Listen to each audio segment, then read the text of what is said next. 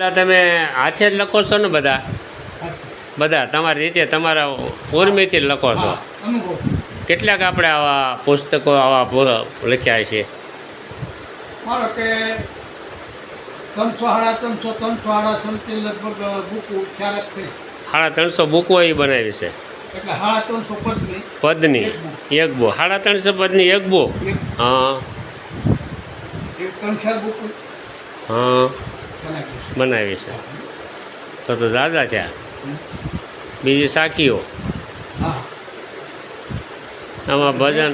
સાખીઓ હવે એ માનો કે એ 2-2,000 જેવી સાખી છે. હા 2-2.5 સાખી તમારે પોતે જ તમે જ લખો છો, કોઈનું કાંઈ જોયેલું નહીં, અંદરના આત્માથી ઉર્મિથી જ લખો છો, અનુભવી.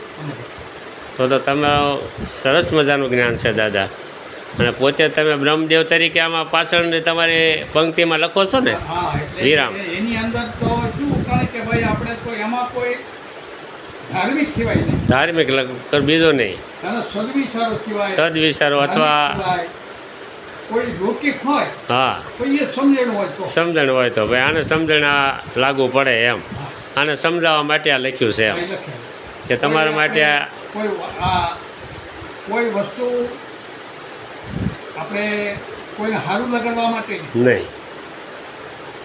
સારું કહેવાય દાદા. હવે એક સરસ મજાનું પદ બોલો.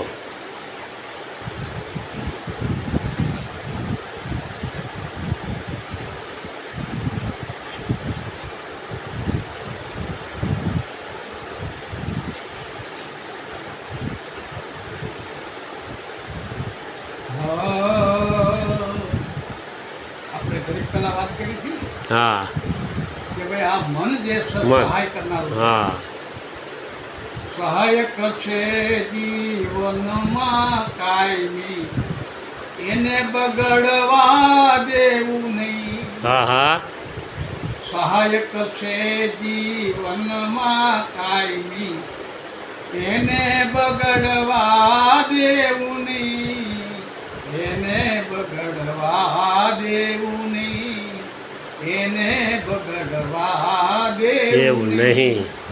સહાયક છે જીવનમાં કાયમી, એને બગડવા દેવું નહીં, એને બગડવા દેવું નહીં.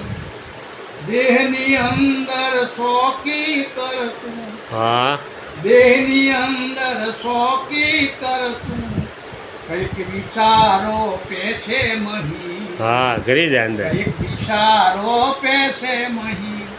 એ જ મનડું બહાર ફરતું, હા એ જ મનડું બહાર ફરતું, થોડે ધોડે પકડ ગ્રહી, હા થોડે ધોડે પકડે પકડે ગ્રહી. ગ્રહી. સહાયક છે જીવનમાં કાયમી, એને બગડવા દેવું નહીં. એને બગડવા